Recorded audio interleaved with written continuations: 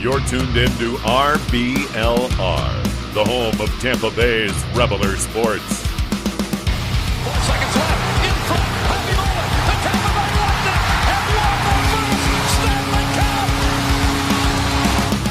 And the Tampa Bay Lightning have won the Stanley Cup. Lightning strikes twice. The Tampa Bay Lightning win their second straight Stanley Cup.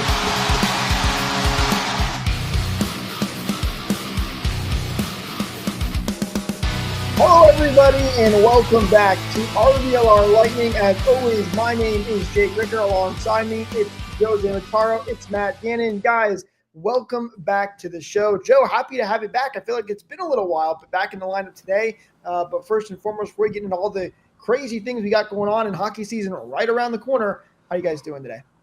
Doing well. Glad to be back. Having a summer off really makes you start to miss hockey, miss being on with you guys, and it's kind of almost like the kickoff of the new season for us for doing the podcast. So I'm ready to get back in the swing of things. How you doing, Matt? We're always glad to have you back, Joe. It hasn't been quite the same without you. Forgive me if I pretend like I'm on the RBLR Bucks watch-along show. I'm going to try and stay with both you guys here as we're doing this during the Bucks game, but I'm always glad to have the OG trio back in action. Hey, Bucks are in. We're underway in NFL season. Don't forget to subscribe to all the great RBLR podcasts. If you want to get all information on the Bucks, make sure you go check out the RBLR Bucks podcast as well. Beverly here, by the way, missed you guys. Almost time for hockey. Beverly, we missed you too. You're right. Hockey season is right around the corner. Training camp starts this Thursday, and if you guys missed it, we had the Prospect Showcase tournament just wrap up here today. The final game was played over at 3 o'clock today. So that's one of the biggest things to look forward to right now is that prospect camp. And now listen, a lot of these guys aren't going to make the rosters anytime soon. They're going to be playing down in the AHL or wherever they may end up. And it's going to be a couple of years before they make some impacts. But fun to start seeing those rookies and seeing what they can do for the Lightning and maybe who could be coming up in the next few years and really making an impact for this Lightning team. Now, how about you guys? I got to watch the final game. Did you guys get to check out any of these prospect games here? Yeah, it's about all that I watched the final game, and it's cool to have professional broadcasters give the calls, the play-by-play. I guess they're probably getting back into the swing of things too. But I mean, it was exciting. It was accessible to anyone that would want to go up at the Wesley Chapel rink. It a little bit of a different venue from years past, but it seems like they did a pretty good job in the way they had it set up and putting on a show because they have the stadium seating there. And it's also good to see some blue jerseys flying around on the ice. Did they just broadcast it on their website? I'm still kind of transitioning out of off-season mode, so I'm not entirely tapped in quite yet. So let's talk about that actually a little bit because, yes, they were on the website, tampabaylightning.com. You could watch them there. They were on the app. You can go on there and watch it there as well. But also, I don't know if it was all the games, to be honest with you, but I know the last game specifically was broadcasted on the Lightning's new broadcast partner channel this year, which, of course, is Script Sports. All this is really confusing, and the name's starting to drive me crazy. It's Script Sports. That's the company. But the channel is called The Spot. Tampa Bay 66, I believe is the number that it is. It's kind of all over the place, but the actual channel name is The Spot. This game was broadcast on there, and we're still waiting for new information to come out on all that. They've been a little slow with this, which is a little bit concerning for me.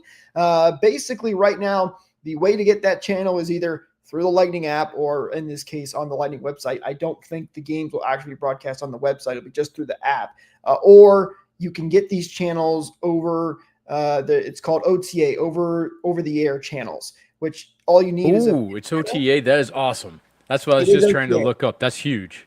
So all you need is an antenna to go broadcast the channels. Now, supposedly they are supposed to be making deals with cable, satellite, and streaming services to also have these channels if you have things like YouTube TV, Hulu TV, Spectrum, whatever, all that stuff. And the goal is, because these are already OTA, it shouldn't be that hard to make deals with these companies so you can watch it wherever you want. Because again, I get it for people. I have YouTube TV myself. I don't have to be switching over to the 60 different streaming services that I already have and then going to buying a satellite to do that. And it's a whole thing. But as of right now, it's just over the air and on the app.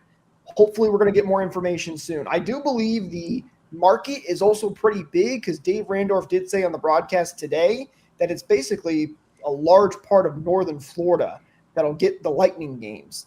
And again, I don't know the specifics on where the market area is, but it's pretty big. When he was talking about that, he was also saying that if you have basic cable, which is why I didn't know it was over the air. I don't personally have basic cable because I don't watch anything like that except for when it comes to the sporting games. In fact, for the Bucks game, it's OTA as well, and you get perfect high definition if you have an antenna that receives it. This being OTA is pretty cool for that same purpose, but they were saying that if you're out of the area, that it should be on basic cable, which is good for a lot of people because I don't think that the Lightning app is going to be very friendly to stream to your TV unless you've got like a Samsung TV where you can kind of do some mirroring or you plug your laptop into it if it's on the website. So hopefully they do come up with a streaming app that is compatible with most smart TVs or bundle it with another provider to make it that much easier. Don't worry, guys. I'll be the test dummy for that. I don't have any kind of cable, so I might be the one, screaming into the group chat like this app sucks or something like that. But at the same time, if it's through Scripps, they've been doing these NHL games for a couple of years now. I figured they'd probably have a lot of the bugs worked out. There probably is some sort of user-friendly app to stream these games. So I guess we'll find out when the season comes, but I will be your guinea pig for that method of streaming. Well, I could even show you guys right on the Lightning. It's actually, at least on the Lightning app, super easy to do. And again, I don't know how this is going to look once we get into the regular season, but if you literally just go on the Lightning app and then you hit the three bars at the bottom right corner, it opens up this little, you probably can't see it, little tab right there. It's called a hamburger. And then, hamburger, if you want to get the fancy terms. There's a Bolts TV right there, and you click on that. That is where you can at least have watched this last prospect game, and I'm assuming most of the games are going to be. And Joe, you said it right because Dave implied that they are on basic cable channels. I have basic cable here at my apartment. I couldn't find the channel anywhere, and if you go to the Scripps website for the Lightning's page and you click on where to watch us, they do not have any information for cable or satellite listed yet. So I think it's still. I don't know. I'm hoping he could have misspoke as well. I mean, or getting confused between OTA and basic cable. He's just relaying information that's being fed to him also. Very true as well. But hopefully we're going to get more information on all the specifics of that soon. But at the very least, it is OTA, which all you need is an antenna. You can buy those for pretty cheap, plug it into your TV and get the channel. So you will be able to watch Lightning hockey. We don't know how easy it's going to be yet. And again, if they can get out and get, all these streaming services and the basic cable companies to have a deal with them and have that channel right in your package, it's going to be fantastic. And the Panthers have this as well, same with Scripps Sports. And I know their fans actually really enjoy it and say it's very good. So that's the hope. I'm so excited the fact that it's OTA. I think that's absolutely huge because it has been such a nightmare locally to figure out good ways to be able to watch Lightning games at times. If you're in market, if you're out of market, it's a lot easier by getting one of the NHL packages. But going OTA is it's going to be natively available to any TV with an antenna. So that's huge, and I'm so excited that it'll be that much easier to stream it. There'll be less lag as well if you're in like group chats with people. I've had a group chat with some of my guys going for years and years, and we'll all use different streaming services. And if you start to feel your pocket vibrate a lot in the middle of play, you have to figure out if you want to actually answer it or look at it or not, and possibly get a spoiler, which inevitably happens. So this will be cool. That is a good point because again, with what I do, I watch games, on Discord calls with my friends, whatever, and we're always trying to line up the streams too. Again, like everybody's kind of gotten rid of cable over the couple of years, so that'll be pretty nice. I might have to actually tap into this over-the-air channel. There's a lot of hope for this. It should be really easy, and again, hopefully they will get deals done with the cable companies and streaming services. So if you do have those services already, you don't have to worry about it, and that's the goal. So we'll see how it all goes. They're starting to broadcast things on there. There is other programs running on this channel, by the way. It's not just exclusively Lightning games, other news stuff and things like that. But of course, we're here for the Lightning game. So let us know down in the comments below if you did watch on this channel for one of these prospect games or even in the future. Let us know what you think. Let us know if you like it, because I am excited. There's a lot of potential here, and hopefully things will be much better than they were last year when we had to deal with FanDuel/Bally and all that big mess that we talked about many times on this podcast show. But back to that prospect camp, I want to mention a couple of guys. One guy that did stand out to me that I'm kind of excited about, and I mispronounced his name a little bit. I think it was Petrie is his name. He scored a couple of goals in this game. His name got mentioned a lot, and he was a guy that kind of stood out, I think, a little bit, that is a guy that maybe could make an impact down the road. So maybe one guy to keep your eye out for. And again, I don't think much of these players are going to be in training camp come this Thursday. Most of these guys are going to go back to the AHL or in the ECHL, wherever they need to go. But he is one guy that did stand out to me. Roshev was on this list. He's been in the prospect team for like 3 years now. And man, I still keep holding out for Maxime Roshev, but it doesn't seem like he's going to make that jump just quite yet. So we're still waiting on him a little bit. Taking the role of the very, very, very casual fan, the name that I have in my mind after not watching these tournaments is Sam O'Reilly. Kind of the big story of the offseason is getting him in the trade for Isaac Howard. Did he play in this tournament? How did he look? X, Y, and Z. He look all right? He did play in the tournament. Again, he didn't do too much in the third game at the very least.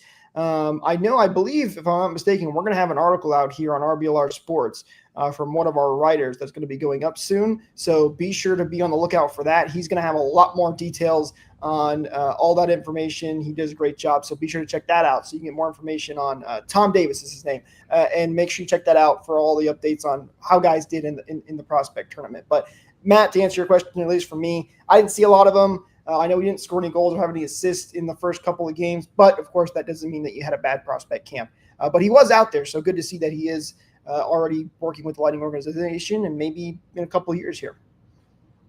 That's the hope with him. We'll see as we get closer to the season. Again, training camp is right down the corner on Thursday. So also we found out today, guys, announcement that the tickets for the outdoor games, they are already on sale. If you have some codes, you could have gotten into it already and purchased some tickets. I know I have already purchased my tickets because I am extremely excited and ready to go for this game. But they are going on sale to the general public.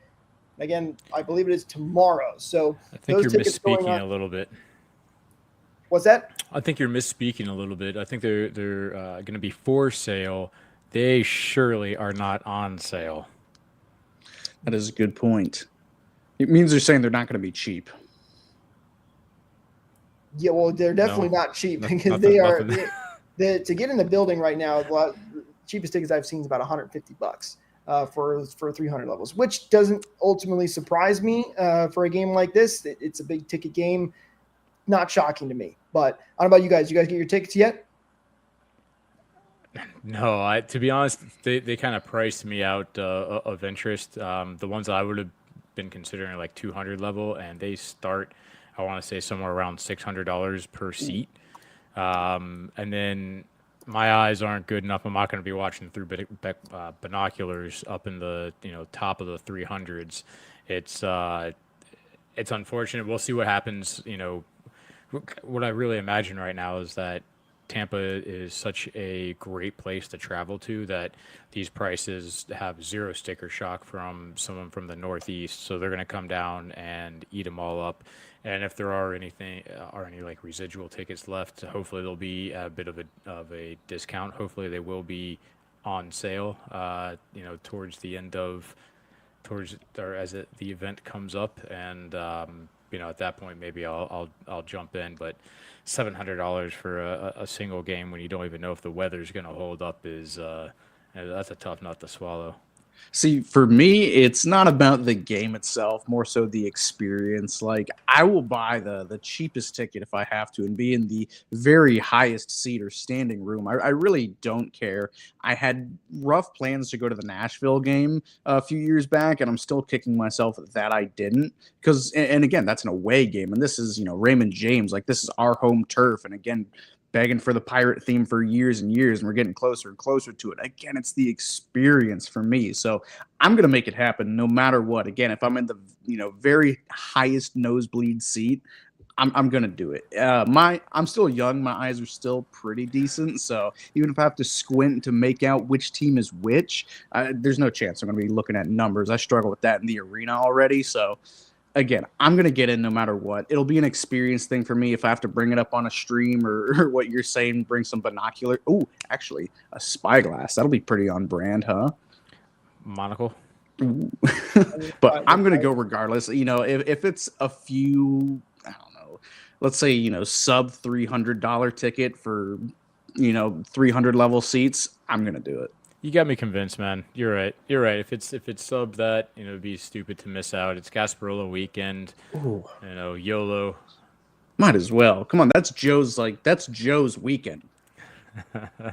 I will say I was fortunate enough to go to the Nashville game, and it was unbelievable. It was such an amazing, like you said, Matt, it's an experience. It really is kind of a once in a lifetime type of thing. And again, I get it. $150 to sit in the 300s level is not cheap. It's not at all. But if you can do it, I highly recommend it because it's going to be a blast. It's going to be a lot of fun. Fingers crossed, everything goes right with the weather. But this is a get in the building, do whatever you can. I don't think, honestly, sometimes in these outdoor games, sitting higher is actually a lot better because when you sit down low, the way the ice is situated in the middle of a football field, you actually can't see as much. You can actually see more when you're sitting up higher. Yes, it'll be a little bit smaller, but don't knock the 300s completely when it comes to a game like this. The prices drop substantially when you get below the 200 level. Really? Below the 200 level? Mm-hmm. Because you can't That's see. actually surprising to me because when I looked at tickets last, that was not the case. They were still pretty darn expensive. They were like $150 to get in the building. The 200s level, because again, this is the Buck Stadium, so the club seating is like $700. It's crazy. And then the hundreds level was about 300-ish around there. I would say half is pretty substantial of a drop, and even like to your point though, even though you're lower and closer, you're not going to have the viewing angle. Yeah, it's interesting depending on where. It's still great sitting down low because you're right there. You're very close to the action, but sitting up high is definitely not as bad as it may be in some other places. So it's a great experience. I'm super excited about it. I'm very looking forward to as we continue to get more information on what the jerseys are going to look like, all the festivities that are going to be going on around Raymond James Stadium. It's going to be a heck of a time. I'm very much looking forward to this game. If you guys missed some of our older podcasts, me and Matt have been talking nonstop about this. We talked about the logo, I think, for 20 minutes alone. Was that right, Matt? Oh, something like that. I'm sure if you put together like every bit of what we've talked about the stadium series so far, it's probably worth, 3 of our shows. It really has. Joe, actually, I don't think we got your take on this. Have you seen the logo that they released for this? I'm assuming you have. Did, but I haven't seen it in a bit. So let me pull it up again right now real quick. It's such a fantastic logo. That's how much I like it that I could talk about it every episode. And we spent like a solid 5-6 minutes just talking about how much better it is than all of the previous logos too. Like not just how good it is, but how much better it is. So good. I'm very much looking forward to seeing the swag that goes along with it because that is pretty sweet. Gasparilla jerseys, make it happen. Can't mess this up, Tampa. You can't mess this up. It's going to be a lot of fun. Hopefully we'll get more and more information as we get closer to the season here. But tickets are going on sale. And by the way, I did confirm it's Thursday, September 18th. Tickets are for sale. I want to make sure I get the wording right there. Available to the general public. There are codes out there now. You can get in there and buy tickets as well. So that's what we're looking forward to here right around the corner. Super exciting. Prospect camp underway.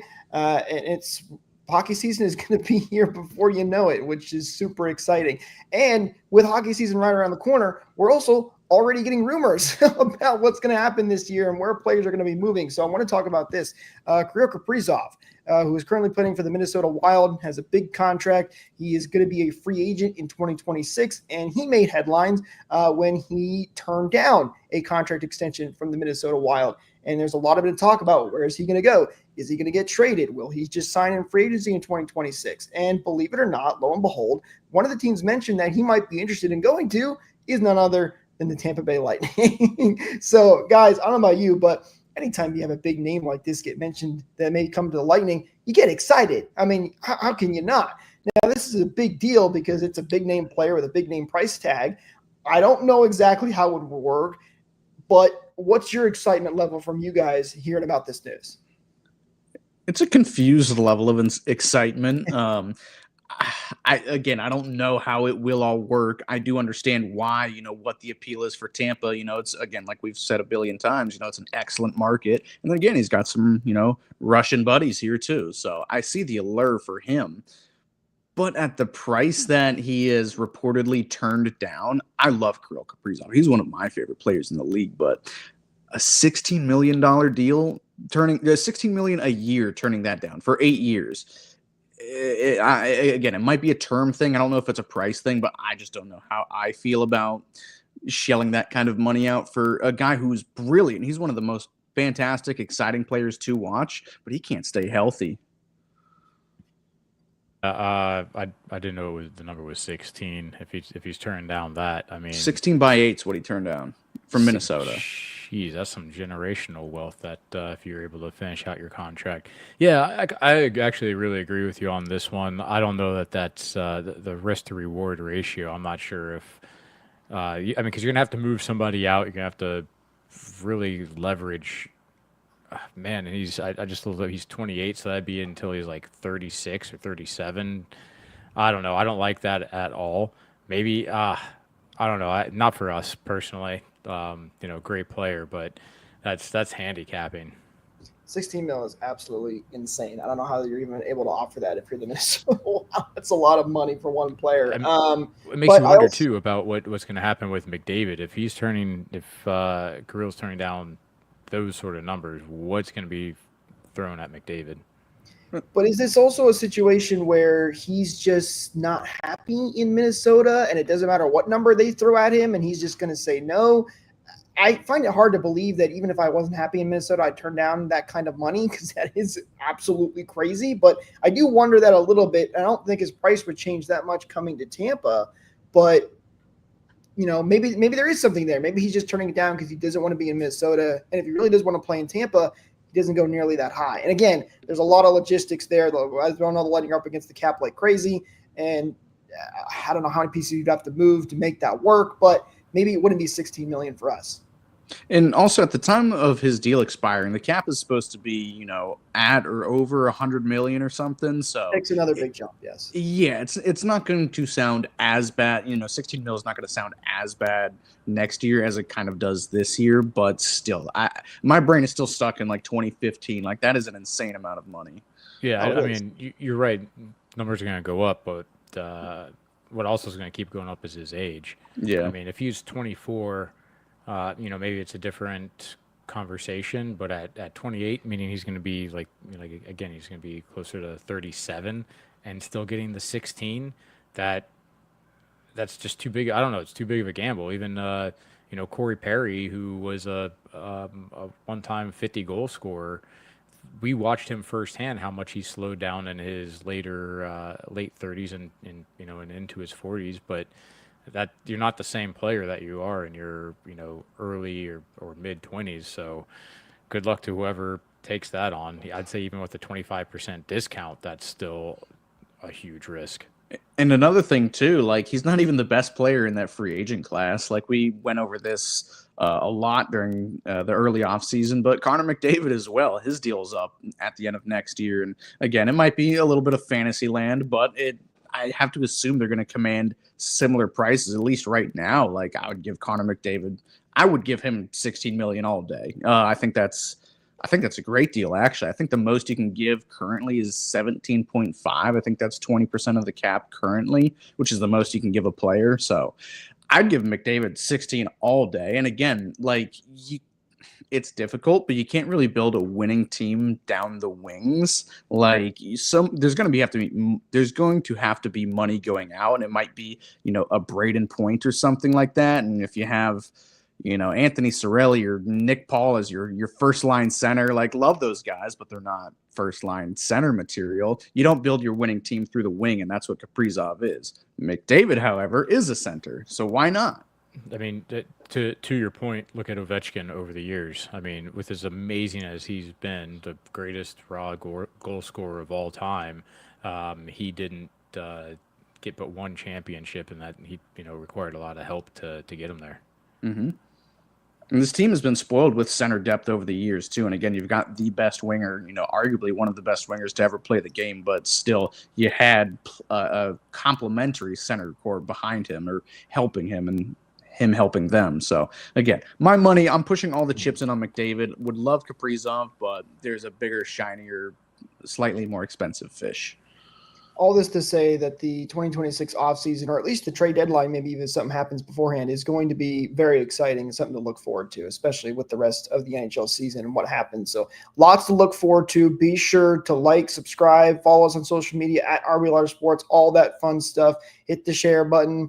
Make sure you ring that bell for notifications because we're going to have a lot of Lightning content coming your way, especially as training camp gets underway here and we get ready for the season and looking at what's this Lightning lineup going to look like? How are they going to do this year? I'm excited. I know we're all excited. I know you guys at home are excited. So be ready. We're gonna be ready, covering all the Lightning content coming your way. But guys, I think that's going to do it for us in this episode. Thank you so much all for tuning in once again. And with that said, we'll see you in the next one. Go Bolts.